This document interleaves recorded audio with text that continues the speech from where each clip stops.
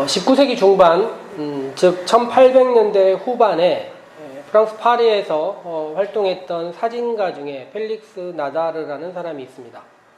물론 이 사람의 이름을 아시는 분은 거의 없다 할 수 있겠는데요.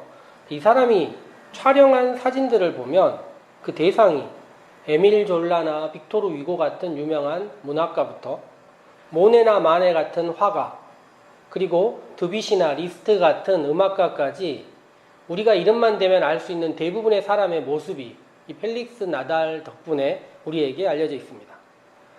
당시 신문물이었던 이 사진 앞에 많은 화가들도 관심을 보였고요. 당시의 파리에서는 이 초상 화가들은 자신들이 결국 직업을 잃게 될 것이라 생각하면서도 그 신문물 앞에 끌리는 관심 앞에 그들이 다가갔던 모습들을 많이 볼 수 있습니다. 그런데 그 동시대 이 펠릭스 나달이 파리에서 누군가를 찍었던 그 유명인들을 찍었던 시절과 동시대에 이 조선에서 청나라에 갔던 사신들 가운데 일부 사람들이 사진에 얼굴을 찍혔습니다. 당시에 사진기 앞에 섰던 조선 사람들의 모습은 예상외로 당당한데요. 사진을 찍히면 영혼을 빼앗아 간다든지 이런 이야기들이 아직 그들에게는 만들어지지 않았던 시절인 것 같습니다. 그런데 제가 이 두 사진을 놓고 비교해서 봤더니 파리와 이 북경이라는 이 거리감만 없을 뿐 거의 사진의 모습에 찍힌 사람들의 모습이 너무 똑같아 보였습니다.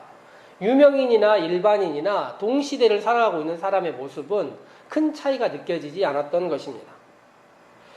그런데 이 100년 전의 사진보다 오히려 저를 약간 더 놀라게 하는 것은 이 80년대 정도에 찍혔던 30, 40대들의 모습들, 얼마 전에 이렇게 인터넷에 많이 있었고 저도 그 사진들을 유심히 살펴보기로 했었는데 우리가 충분히 지내온 시절들이고 상상할 수 있었던 시절들인데요. 우리 현재 모습과 비교해보자면 이 사람들은 어떤 시절을 겪었길래 얼굴이, 모습들이 이렇게 흡사하는 말로 다른 행성에서 살다 왔나 싶을 정도로 중력의 무게가 다른 곳에 살고 있는 것처럼 느껴졌다는 것입니다. 이런 표현이 맞는지 모르겠는데 파리와 북경의 거리보다는 우리에게 30년의 거리가 더 모습의 차이를, 변화의 차이를 느끼게 해줬다는 것입니다. 저는 이것이 세대의 차이라 생각이 듭니다.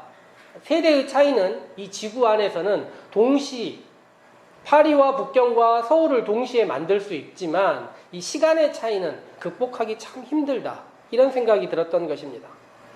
오늘 우리가 지금 젊은 청소년들과 함께 예배드리고 있는데요. 이 청소년들과 저희의 나이 차이가 꼭 정확하진 않지만 짧게는 20년에서 30년 정도 차이가 납니다.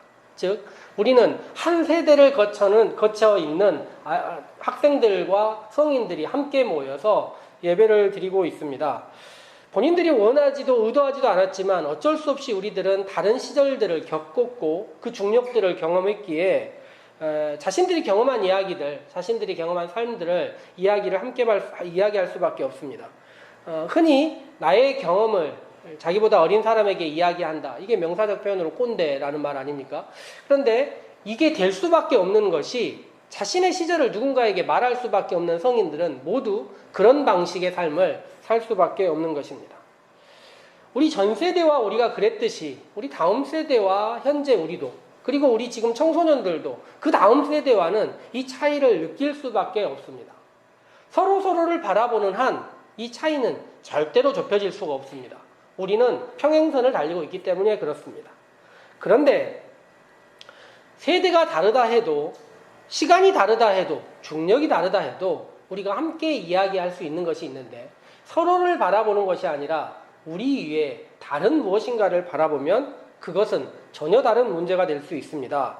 서로를 바라보는 것이 아니라 같이 다른 어떤 존재를 바라보거나 다른 어떤 무엇인가를 바라보기 시작하면 대화가 되고 이야기도 나눌 수 있고 누군가에게 자신의 경험이 아닌 서로를 향한 이야기를 할 수 있고, 저는 그것에서 가장 중요한 이야기가 신앙의 이야기였으면 좋겠습니다.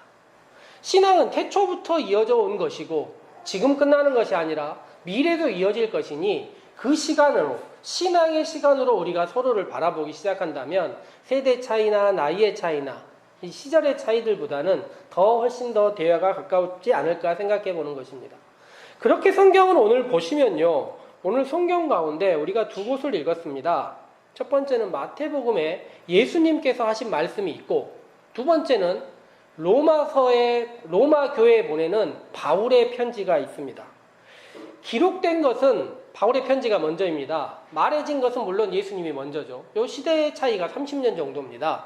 30년대 초반에 예수님께서 이야기를 하셨을 것이고 60년 정도에 바울이 편지를 보냈습니다. 그런데 기록된 것은 60년대에 바울이 먼저 기록됐고 마태복음은 거의 80년에서 90년 사이에 기록됐습니다. 세대 차이가 여러 번 느껴지는데 30년 정도의 차이가 느껴지는데 둘 다 같은 이야기를 하고 있는데 무슨 이야기를 하냐면 서로를 바라본 이야기, 말씀을 바라본 이야기, 그리고 시대를 바라보는 이야기를 함께 하는데 뭘 해야 된다는 것입니까? 분별하는 일이 중요하다. 어떻게 분별하고 살아야 하는가에 대한 이야기를 하고 있습니다. 우리가 세대 차이가 나는 가장 근본적인 이유는 어렸을 때부터 선택했기 때문입니다. 삶은 택하고 구별하고 더 나은 것들을 취사 선택하는 일의 연속이라 말할 수 있겠습니다. 뭐가 맛있다와 같은 식사부터 뭐가 재밌다와 같은 게임, 그리고 누구와 대화가 통한다는 관계까지 여러 가지 선택을 통해서 우리들은 만들어져 있습니다. 최근에는 이 선택의 폭에 따라서 사람을 더 강화시키는 일들이 많아지는데 흔히 말하는 이 알고리즘 같은 것들이 그런 것입니다. 누군가가 무엇을 좋아하면 그쪽 취향으로 사람을 더 오히려 강화시키는 노력들을 하죠.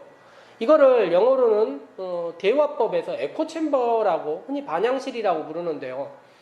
계속 똑같은 이야기만 주고받는다는 것입니다. 다른 이야기들 속에 들어가지 못하고 계속 메아리처럼 똑같은 이야기를 울려가면서 살고 있다 보니 오히려 다른 이야기들을 넓게 살펴볼 수 없다 이렇게 이야기하는 것입니다. 변명처럼 들리지만 지금 30년 앞서 있는 성인들은 이런 삶이 크게 바뀔 것 같지는 않습니다. 미안한 얘기지만 바꿔야 한다는 것을 알고 있지만 이것이 쉽지는 않습니다.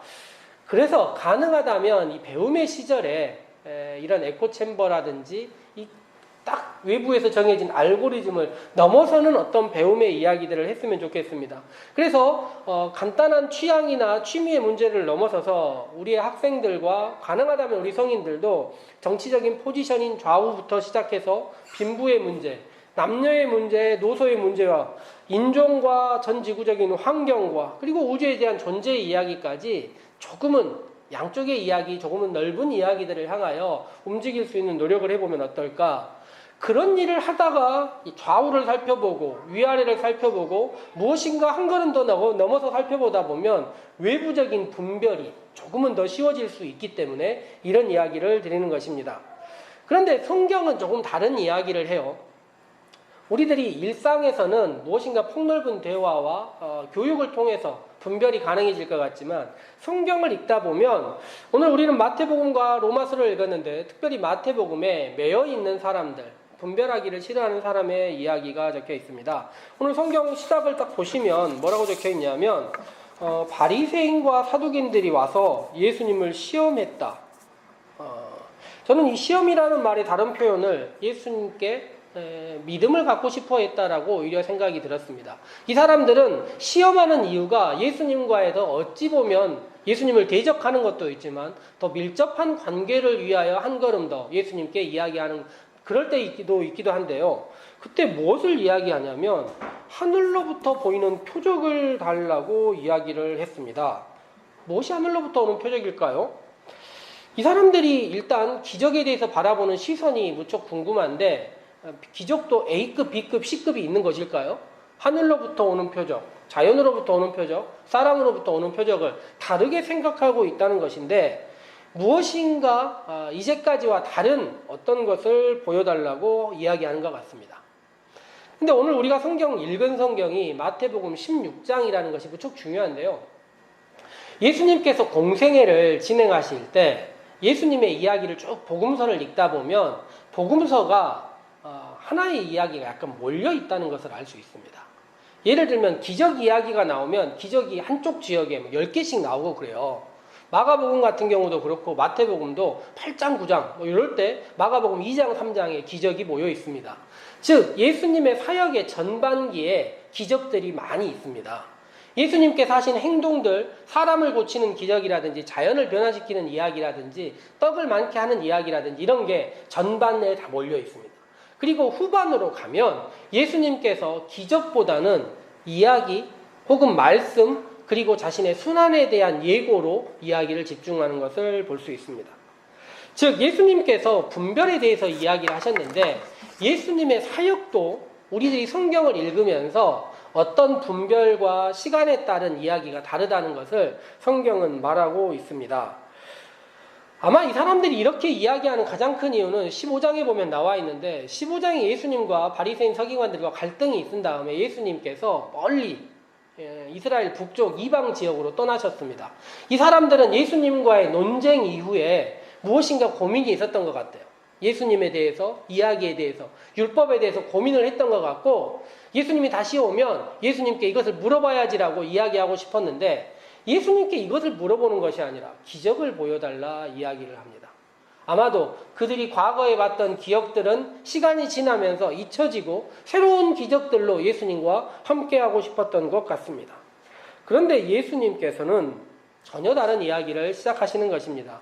왜냐하면 16장 뒤쪽에 보면 예수님이 뭘 시작하시냐면 베드로와 대화 가운데 이런 이야기가 나옵니다. 사람들이 나를 누구라 하느냐. 즉 예수님은 본질에 대한 이야기, 존재에 대한 이야기, 그리스도와 신앙인과 이런 일에 대한 이야기를 하고 싶은데 사람들은 무엇을 원하고 있습니까? 바리새인과 서기관들은 기적을 요구하고 있다는 것입니다.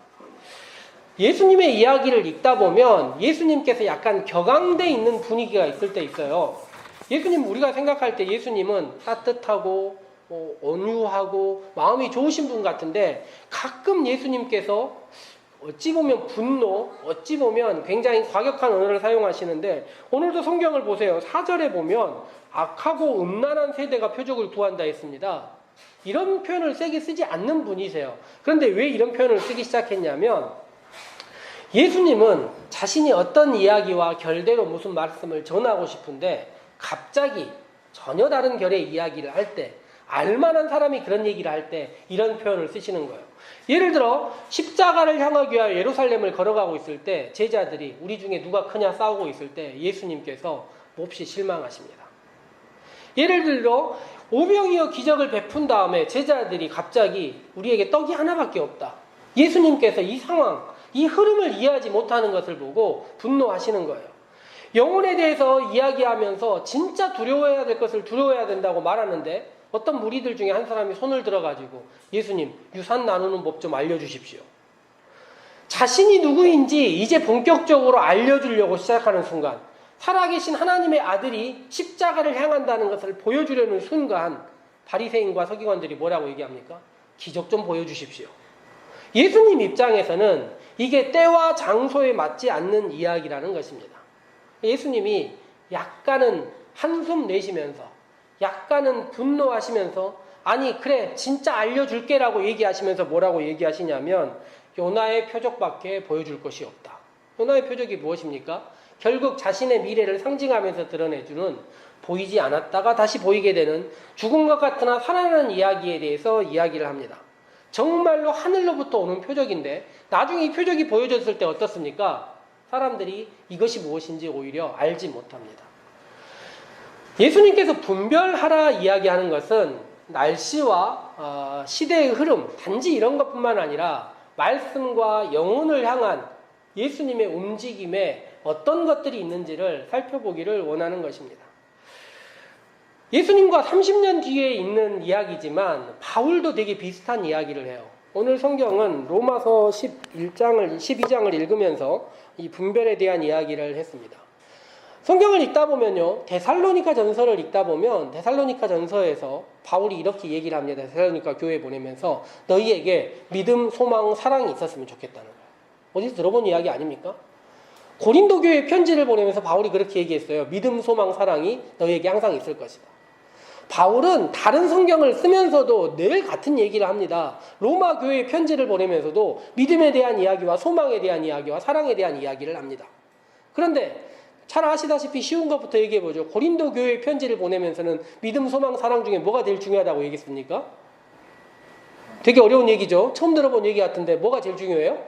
사랑이 중요하다고 그랬어요. 데살로니가 교회에 편지를 보내면서는요, 믿음, 소망, 사랑 중에 뭐가 제일 중요하다고 했는지 아십니까? 소망이 중요하다고 했어요. 로마 교회는 편지를 보내면서 잘 아시다시피 뭐가 중요하다고 말한 것 같습니까? 믿음이 중요하다고 말하는 거예요. 왜입니까? 믿음, 소망, 사랑이 다 중요해요. 그런데 어떤 교회에는 믿음이 더 중요한 교회가 있고, 어떤 교회는 사랑이 더 중요한 교회가 있고, 어떤 교회는 소망이 더 중요한 교회가 있습니다. 왜 이런 이야기를 하냐면 개교회마다 상황이 다르고 믿음의 형태가 다르고 교회의 구성원이 다르다 보니까 더 중요한 것, 그곳에 필요한 것을 이야기하는 것입니다. 그렇다면 중요한 것은 무엇입니까? 분별하는 것입니다. 우리에게 무엇이 부족한지를 깨닫는 것이고 우리에게 무엇이 약한 것인지를 깨닫는 것이어서 더 중요한 것을 위하여 노력하는 삶이 신앙생활 가운데 분별이라 말할 수 있는 것입니다. 그래서 바울은 이 바울의 마지막 편지라 불려지는 이 로마서의 이야기를 1장부터 11장까지 믿음에 대한 이야기를 쭉 하다가 그 다음에 분별에 대한 이야기를 하는 것입니다. 너희가 진짜 중요한 것이 무엇인지 살펴보고 깨닫고 그 부족한 부분들을 채우기 위하여 노력해라 이야기하는 것입니다. 저는 우리가 신앙의 위기 속에 살고 있다 이야기를 합니다. 제가 목회자들 최근에 모임과 세미나 얘기하는데 대부분 두 가지 이야기하고 있어요. 첫 번째가 포스트 코로나, 두 번째가 메타버스입니다. 이 두 가지가 어떻게 함께 되는지 모르겠는데 이 두 가지를 수없이 얘기하면서 위기의 순간 미래에 대해서 예측하고 노력하고자 노력합니다. 그런데 예수님 이야기와 바울의 이야기의 분별력을 가지고 무엇인가 살펴보기 시작해 보려면 진정한 위기는 저는 코로나라든지 우리가 이 메타버스 시대를 적응하지 못하는 것이 아니라 생각합니다. 진정한 위기란 코로나도 전염병도 물질도 정치적인 위기도 경제도 아니라 생각이 드는 것입니다. 진정한 위기는 우리가 한계를 모르는 것입니다. 그리하여 한계를 모르는 상황 속에서 탑을 쌓고 점점 높아지려고 하고 한계를 모르는 상황에서 왕을 만들고 우상을 숭배하고 스스로의 지위를 높이려 하고 교만해지는 것이 문제라는 것입니다. 분별한다는 게 무엇일까요? 예수님의 때를 아는 것처럼 우리의 때를 아는 것이 필요합니다. 바울도 마찬가지로 이야기를 하고 있는데 이 세대를 본받지 말라는 게 무엇이냐면 이 세대가 한계가 없다 생각하고 인간은 끝없이 교만해지고 높아지는 세대고 하나님이 우리를 만드시고 구원하시고 함께 하시는 이 기본적인 진리를 모르고 사는 세대에서 분별하도록 해라는 것입니다. 한계가 있는 존재로서 끝이 있는 존재로서 우리가 부족한 존재로서 어떻게 살아야 될지를 서로 생각하고 고민하라는 것입니다. 저는 처음에 우리가 30년의 차이를 두고 있다 이야기를 했습니다. 이 간격은 좁혀지지 않겠지만 얼마 전에 보니까 지구에서 이 전파 만원경이라는 것을 만들어서 우주를 관측했는데요. 각 개개 하나하나의 만원경이 가지고 있는 힘이 작지만 이것들이 연합하여 거대한 컴퓨터를 만들고 거대한 렌즈를 만드니까 볼 수 없었던 것들을 볼 수 있게 되더라는 것입니다. 저는 우리 산림교회 성도들이 신앙의 분별을 올바로 할 수 있는 서로의 작은 렌즈가 되어서 우리들이 함께 모인다면 세대를 넘어서 시대를 넘어서 함께 모인다면 아주 거대한 렌즈와 마찬가지로 볼 수 없었던 시대를 흐릿하고 넘지 못했을 것 같은 이 시대들을 구별하고 분별할 힘을 갖지 않을까 생각해 봅니다. 성경을 읽다 보면 예수님께서 말씀하셨어요. 이런 사람들이 적다. 분별을 올바로 하고 하나님 나라를 살펴보고 더 소중한 가치를 생각하고 사는 사람들이 많지 않다는 것입니다. 그렇지만 그 사람들이 서로 협력하고 무엇인가를 노력할 때 하나님께서 그 나라를 우리에게 주시기를 기뻐하신다는 것입니다. 여전히 시대는 혼탁합니다. 그리고 우리가 살아갈 일주일도 만만치 않은 시절들입니다. 그렇지만 선택과 분별에 이를 때마다 때와 장소와 우리의 한계를 올바로 살펴보고 우리가 살아갈 시대를 올바로 분별하고 살아간다면 주님께서 우리와 함께 하시고 우리가 함께 한다면 더 나은 길을 향한 한 걸음 한 걸음을 우리 산림교회 성도들이 걸어갈 수 있을 것이라 생각합니다. 그런 은혜가 우리 산림교회 성도들의 삶과 일주일 사이에 함께 하기를 다시 한번 소망해 봅니다. 같이 기도하도록 합시다.